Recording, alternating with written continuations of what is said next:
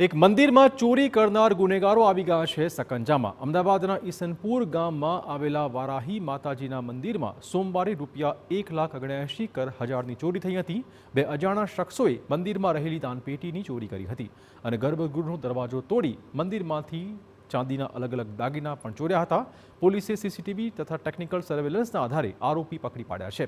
પોલીસે ચોરીના મુદ્દામાલ અને ચોરીના બાઇક સહિત 2 લાખથી વધુનો મુદ્દામાલ કબજે કર્યો છે।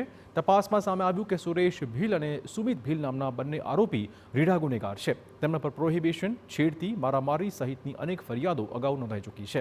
બંને આરોપીઓ મૂળ રાજસ્થાનના રહેવાસી હોવાથી ચોરી કર્યા બાદ રાજસ્થાન જતા હતા। પરત આવી અમદાવાદમાં મજૂરી કામ કરતા અથવા તો ચોરીના નવા કિસ્સાને અંજામ આપતા હતા।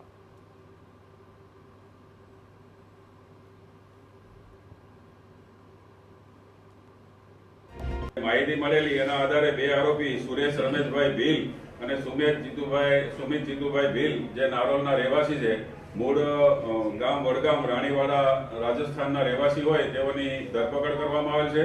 પકડાયેલ આરોપી પાસેથી ચોરીમાં ગયેલ તમામ મુદ્દામાલ તેમજ એક આનંદનગર પોલીસ સ્ટેશન વિસ્તારમાંથી ચોરી કરેલ મોટરસાયકલ સાથે ધરપકડ કરવામાં આવેલ છે। આમ પકડાયેલ બંને આરોપીઓ પાસેથી મુદ્દામાલ કબજે કરી અને ઈસનપુર પોલીસ સ્ટેશનનો મંદિર ચોરીનો ગુનો તેમજ આનંદનગર પોલીસ સ્ટેશનનો વાહન ચોરીનો ગુનો ડિટેક્ટ કરવામાં આવેલ છે।